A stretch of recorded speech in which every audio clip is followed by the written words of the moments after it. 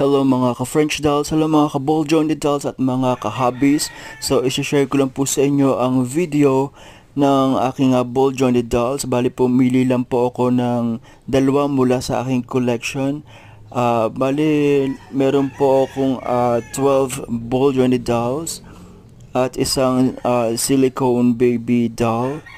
So, bale, nag-start lang po ako mag-collect nito nung pandemic days kasi alam niyo naman nakaka-depress yung mga times and moments na yon, and naganap lang ako talaga ng mga paglibangan kasi at that time din namimiss ko na rin po yung mga magagawa ka ng costumes and then magpo-photoshoot. And then, pero for this video, kinuha ko lang silang dalawa kasi gusto ko lang silang magkaroon ng bonding moment. Kasi wala pa po akong video or pictures nila together. So, madalang lang siguro.